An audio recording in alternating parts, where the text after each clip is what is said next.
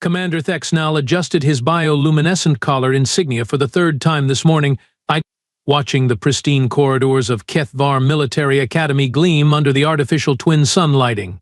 27 cycles of service, 43 successful graduating classes, and now this bureaucratic nightmare they called the Deathworlder integration program. The Academy's crystalline spires stretched toward the artificial sky dome, each one a testament to Vorthak engineering superiority. For generations, only the galaxy's finest had walked these halls, the noble Zephyrians with their tactical brilliance, the mighty Corvellians with their battle prowess, the intellectual Nexari with their strategic minds, the cream of civilized space, as it should be. But no, the Galactic Council, in their infinite wisdom, had decided that diversity strengthens military effectiveness. Thexnal's mandibles clicked in disgust. Diversity? They were talking about beings from death worlds, primitive backwater planets where survival was apparently more important than civilization. Commander Thexnal, the human contingent arrives in 30-time units, announced his aide, Cadet Zeph Rim, whose nervous chittering betrayed his own concerns about this whole mess. Humans. Of all the species they could have chosen, they picked the bipedal mammals from that third-rate ball of dirt called Earth. Thexnal had read the briefings, of course. Gravity 2.7 times standard, dangerous weather patterns, predators that could apparently kill for sport rather than sustenance. The reports made it sound like some primitive nightmare world where evolution had forgotten to install common sense. 30-time units, Thexnal repeated, his voice carrying that particular Vorthak tone that suggested someone was about to have a very bad day. 30-time units before we start babysitting a bunch of fragile, gravity-dependent mammals who probably need atmospheric masks to breathe properly. The Academy's morning protocols hummed around them, cadets from a dozen species moving in perfect formation, their various appendages synchronized in the universal rhythm of military precision. Soon, that harmony would be disrupted by stumbling bipeds who probably couldn't even maintain formation without tripping over their own feet. Thexnal's optical sensors focused on the intake bay visible through the reinforced viewing portal. Soon, very soon, he would have to pretend that these humans belonged here, among the elite of galactic military training. He would have to treat them as equals, as potential officers worthy of the Academy's proud traditions. What could possibly go wrong with creatures from a world so hostile that their own planet spent most of its time trying to kill them? Surely nothing at all. The transport vessel docked with all the grace of a wounded space whale, which was typical for vessels from the Outer Rim territories. Thexnal positioned himself at the Academy's primary receiving platform, flanked by a formation of senior cadets whose posture screamed military precision. The ceremonial welcome for new species integration was a tradition older than most star systems, though he doubted these humans would appreciate the honor. The airlock hissed open, and out stepped, well, that was disappointing. No hulking brutes, no battle-scarred warriors, no obvious signs of Deathworld conditioning. Just ordinary-looking bipeds with their ridiculously inefficient locomotion systems and those tiny, forward-facing optical sensors they called eyes. Leading the group was a female specimen, designation Maya Torres according to his datapad, average height by human standards, which meant laughably short by galactic norms. Dark hair pulled back in what humans apparently called a ponytail.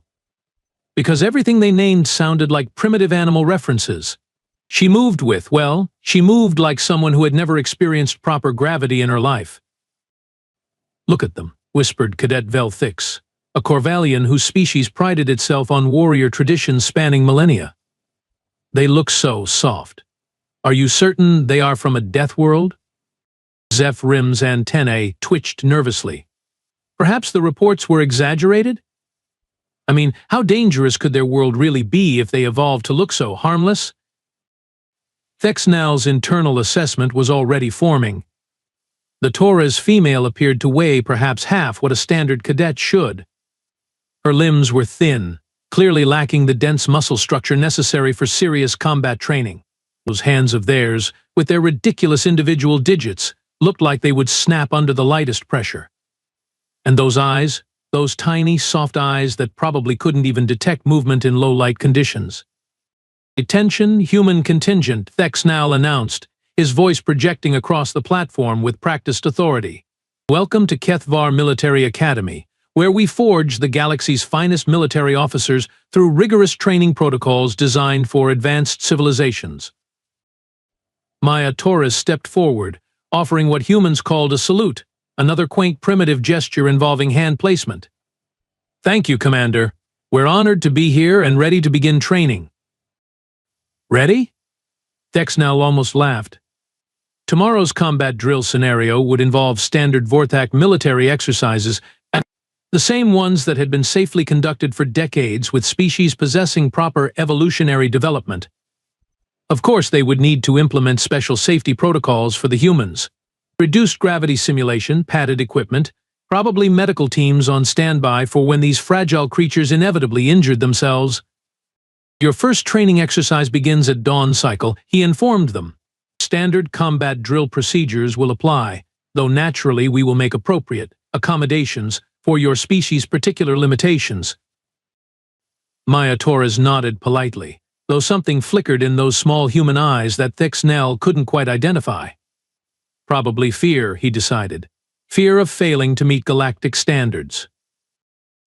Dawn cycle arrived with the mechanical precision that made Kethvar Academy the envy of civilized space. But the combat training facility hummed to life, its bioluminescent panels casting that familiar blue-white glow across the reinforced sparring mats. Thexnal surveyed his assembled cadets with the satisfaction of someone who had orchestrated this same routine for decades. "Today's exercise follows standard Vorthak Military Protocol 77 Alpha," he announced, his voice echoing off the facility's curved walls. "Close quarters combat assessment, defensive positioning, and tactical response evaluation. Each cadet will be paired with a training partner for regulated sparring procedures." The non-human cadets shifted into their familiar pre-drill stances, mandibles clicking, optical sensors focusing, various appendages flexing in preparation. The humans, naturally, just stood there looking confused and fragile. Among the assembled cadets, one figure stood prominently above the rest. Krex Tar of the Battleborn clan, whose species had conquered 17 star systems before most civilizations had invented spaceflight. His towering frame cast shadows across 3 lesser cadets, and his ceremonial battle scars gleamed under the facility lighting. Elite bloodline, elite training, elite attitude to match. "Commander Thexnal," Krex Tar's voice carried the casual arrogance of someone who had never encountered a challenge he couldn't crush. "But surely you don't intend to pair the Deathworlders with actual combat-capable cadets? Perhaps they should observe from a safe distance while proper warriors train." A few nervous chuckles rippled through the assembled group.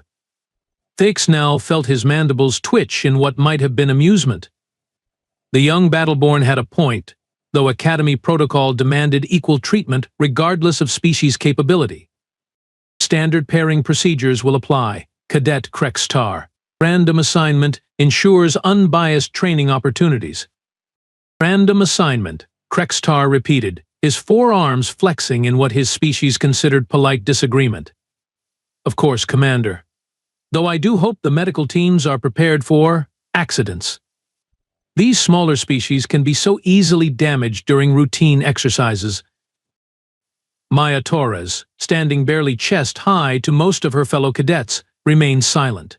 Her posture was relaxed, almost casual, which Thexnal found mildly concerning. Shouldn't she be showing proper respect for the obvious physical superiority surrounding her? The girl either had no survival instincts whatsoever, or she was too primitive to understand the danger she was in.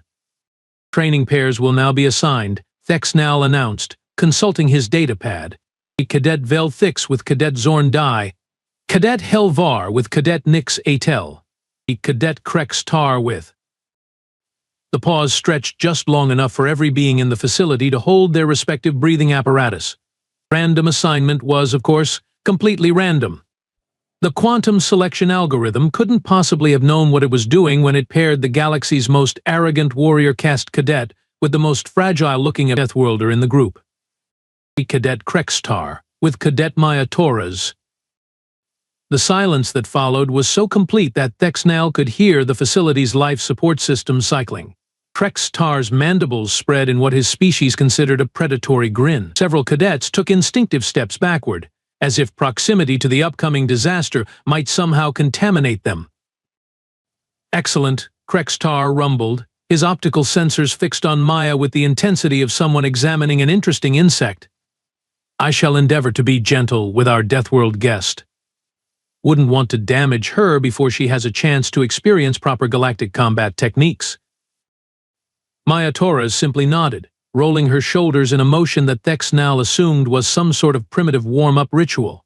The poor creature probably had no idea what was about to happen to her.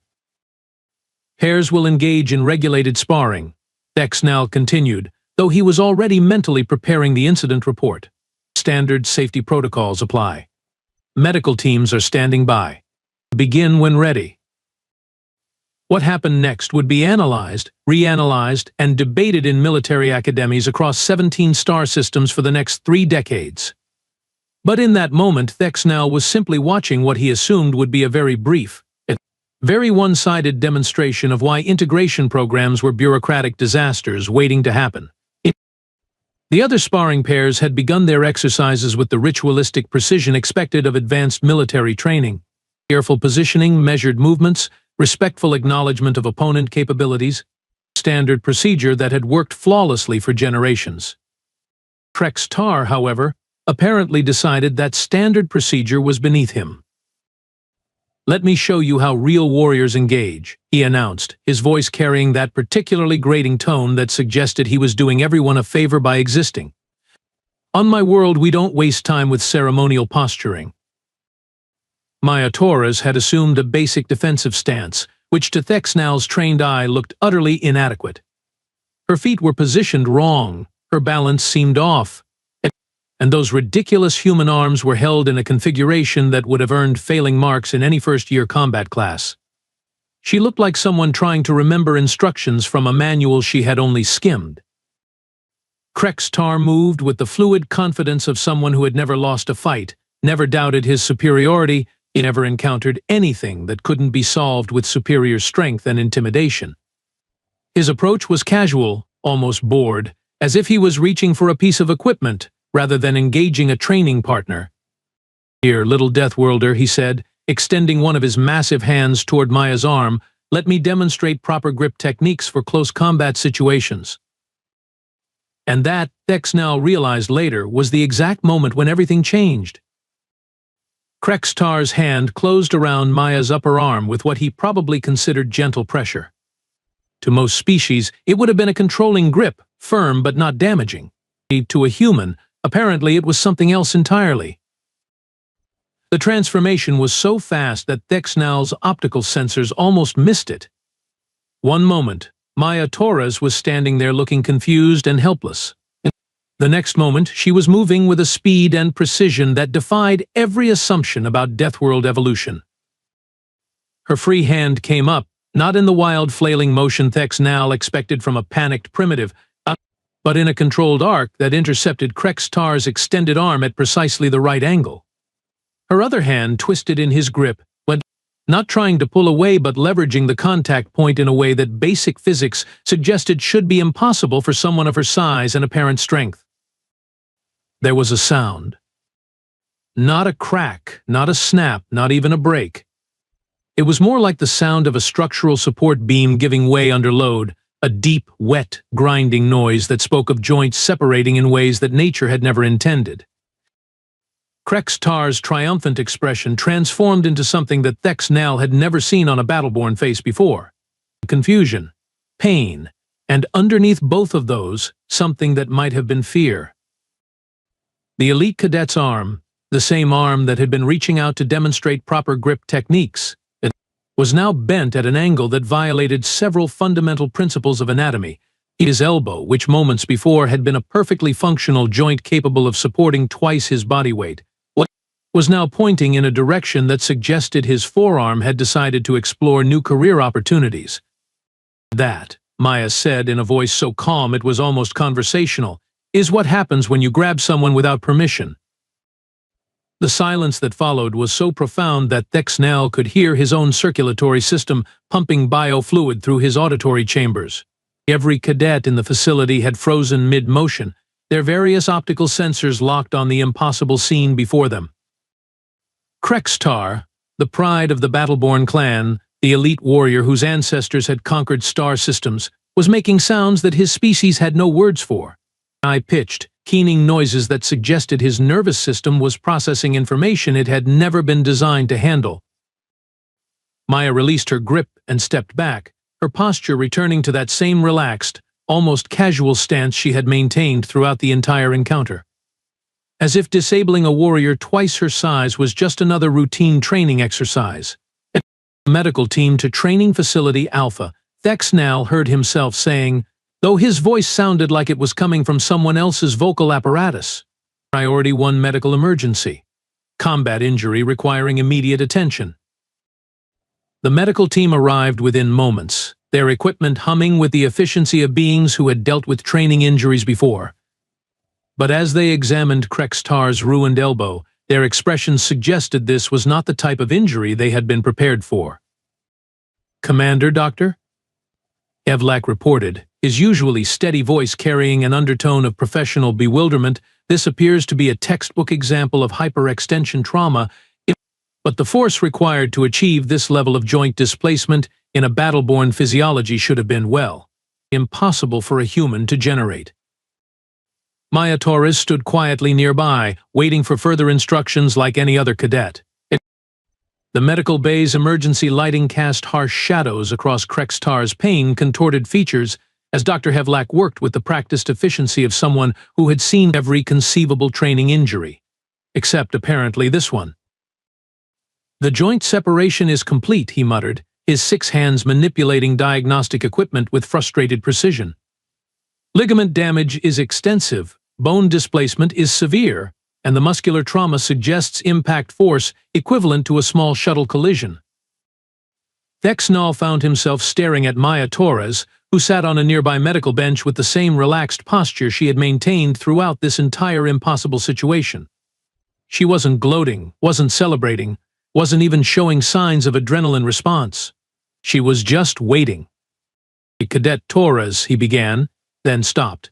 How exactly did one ask a being who had just shattered every assumption about their species to explain themselves? "Perhaps you could enlighten us about what precisely occurred during the training exercise?" Maya tilted her head slightly, a gesture that Thexnal was beginning to realize might indicate thoughtful consideration rather than confusion. He grabbed my arm without warning during what I understood to be a controlled sparring exercise. I responded according to standard defensive protocols. "Standard defensive protocols," Dr. Hevlak repeated, his optical sensors never leaving the diagnostic readings. "For your species, these protocols apparently include generating enough force to disable a Battleborn warrior in under 2 seconds. "Well," Maya said with what humans apparently called a shrug, "yes. That's kind of the point of defensive training." The other cadets had gathered in the medical bay's observation area, their various breathing apparatus working overtime as they processed what they had witnessed. Velthix was making soft, clicking sounds that indicated severe anxiety in his species. Zephrim's antennae were twitching so rapidly they were creating small air currents. "I don't understand," Cadet Nixatel whispered, her voice barely registering on the facility's audio sensors. "How did something so small generate so much force?" Maya's expression shifted to what Thexnal was learning to recognize as patient explanation mode. "Earth has gravity approximately 2.7 times galactic standard. Our atmospheric pressure is higher, our weather systems are more violent, and our ecosystem includes approximately 47,000 species that can kill us if we're not careful." She paused, apparently organizing her thoughts in a way that suggested she had given this explanation before. Humans evolved as persistence hunters on a world where everything from the weather to the wildlife to the terrain itself was actively trying to end our existence. Our reflexes aren't just trained responses, they're evolutionary imperatives. When something grabs us unexpectedly, our nervous system doesn't pause to evaluate threat levels or consider diplomatic solutions. Dr. Hevlak looked up from his patient, his expression suggesting he was recalculating everything he thought he knew about Deathworld evolution. You're saying this response was automatic? Completely automatic, Maya confirmed. I didn't decide to disable Cadet Krextar.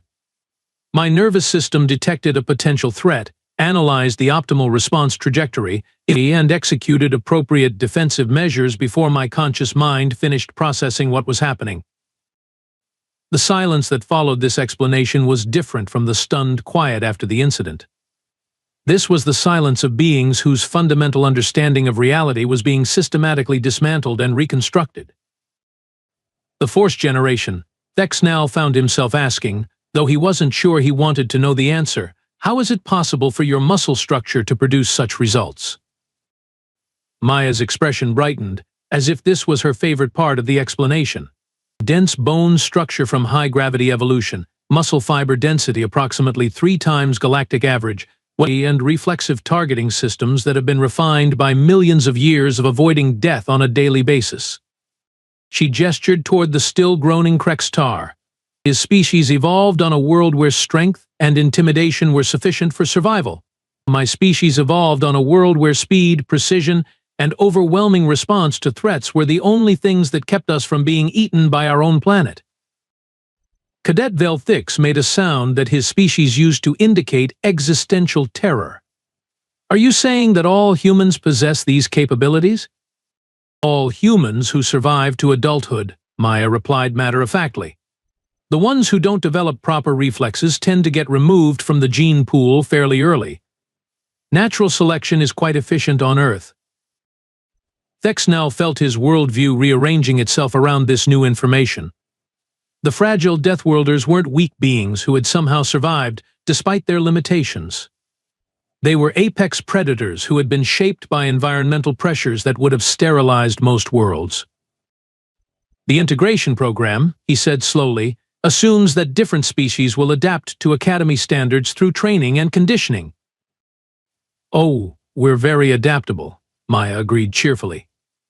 We've spent most of our evolutionary history adapting to things that wanted to kill us. A military academy should be quite manageable by comparison. Dr. Hevlak finished his preliminary assessment and approached the group, his expression suggesting someone who had discovered that physics worked differently than he had assumed. Cadet Krextar will require surgical reconstruction and approximately 6 healing cycles for full recovery. The precision of the joint damage suggests, well, it suggests someone who knew exactly how to disable a battleborn with minimal effort. Basic anatomy study, Maya explained. All humanoid species share similar joint vulnerabilities. It's just a matter of applying the right pressure at the right angle. The other cadets exchanged glances that seemed to carry entire conversations about revised threat assessments and survival strategies. 3 cycles later, Kethvar Military Academy had implemented what administrators diplomatically termed enhanced safety protocols for Deathworld species integration. What this actually meant, Thexnell discovered, was that every aspect of standard training had to be reconsidered when one of your cadets could accidentally cripple someone while demonstrating a handshake. New Regulation 47 Alpha, announced Academy Director Quinn Thala during the morning briefing, her usually steady voice carrying undertones of barely controlled panic. All physical contact training exercises involving human cadets must be preceded by explicit consent protocols and supervised by medical teams equipped with rapid response trauma equipment. Thexnell reviewed his modified lesson plans with something approaching professional fascination. Combat training now included mandatory lectures on human anatomy and appropriate restraint techniques. Sparring exercises had been redesigned around the assumption that human defensive responses operated at approximately the same level as emergency weapons systems. Maya Torres, meanwhile, had become something of a phenomenon. Her academic performance was exemplary, her tactical assessments showed remarkable creativity, and her ability to think outside conventional military parameters was proving invaluable in strategic planning exercises. The fact that she could also disable most of her classmates without conscious effort was simply an additional consideration for training protocols. Commander Thexnell, she approached him after a particularly successful tactical simulation. I wanted to apologize again for the incident with Cadet Krextar. I should have warned everyone about human defensive reflexes before we began physical training. Thixnall's mandibles clicked in what he was learning to recognize as ironic amusement. Det Torres, your reflexes have provided the Academy with more valuable data about Deathworld evolution than 3 decades of theoretical xenobiology courses. Krextar's injury was educational. The other human cadets were proving equally enlightening. Cadet Jake Martinez had accidentally bent a training weapon during what he considered a gentle grip adjustment. Cadet Lisa Park had somehow completed an obstacle course designed for zero-gravity species while operating under standard atmospheric conditions, leading to extensive recalculations of course difficulty ratings. The humans appeared to consider these capabilities entirely normal, Dr. Hevlak reported during weekly medical assessments. When I asked Cadet Martinez about his grip strength, he seemed genuinely confused by the question. Apparently, opening containers that require significant force application is considered a routine daily activity on Earth. What fascinated Thixnall most was how the humans had integrated into Academy social structures. Despite their terrifying physical capabilities, they remained remarkably pleasant company. Maya Torres had started what she called a study group that somehow managed to improve academic performance across multiple species. Her teaching methods involved something called patience and encouragement, concepts that most military institutions considered counterproductive. The other cadets' initial terror had evolved into cautious respect, then genuine admiration. Thix now sought Maya's input on combat strategy assignments. Zeph Rim had started asking questions about Earth ecology with the fascination of someone studying a particularly creative form of systematic torture. I find myself revising my assessment of the integration program, Thixnall admitted to his aid, though perhaps for reasons the Galactic Council never anticipated. The humans are proving surprisingly effective Academy additions, Zeph Rim agreed, though I suspect surprising may be insufficient terminology. Maya Torres walked past at that moment, carrying what appeared to be several other cadets' equipment loads while maintaining casual conversation about atmospheric pressure differentials. She nodded politely to Thixnall, her expression carrying that same unreadable quality he had noticed on her first day. Indeed, Thixnall murmured, watching her disappear around a corridor corner. Insufficient terminology for beings who consider surviving on a death world to be routine preparation for military academy. 6 cycles after the incident that would forever be known in Academy records as the Krextar adjustment, Thixnall found himself reviewing recruitment statistics with something approaching professional pride. Applications from human candidates had increased by 400%, but though he suspected this was less about Academy reputation and more about word spreading through Deathworld communities that civilized space might finally be ready for their particular brand of routine survival skills. Krextar had returned to training with a rebuilt elbow and a substantially revised attitude toward species classification. He now served as Maya Torres' voluntary sparring partner, which spoke volumes about either his intellectual growth or his species' capacity for masochistic education. Possibly both. The Galactic Council had requested detailed reports on human integration success, though Thixnall suspected they were really asking whether their diversity initiative had accidentally introduced a species of casual weapons systems into military training programs. His reports were diplomatic masterpieces of understatement, carefully avoiding phrases like accidental dismemberment protocols and reflexive threat neutralization capabilities. Commander, Zeph Rim interrupted his reflections. The morning briefings include updates on human cadet performance metrics. Shall I summarize? Please do, Thixnall replied, though he was fairly certain he knew what the reports would contain. Outstanding academic achievement across all metrics, exceptional tactical creativity, remarkable team leadership capabilities, and 0 training injuries among human cadets. However, training injuries among non-human cadets interacting with human cadets have decreased by 93%, apparently due to improved awareness of personal space boundaries and explicit consent protocols. Thixnall's mandibles clicked in satisfaction.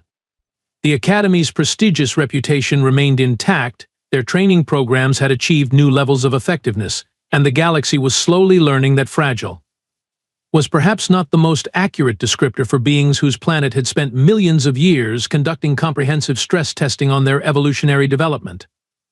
Some days, bureaucratic disasters worked out better than anyone had the right to expect.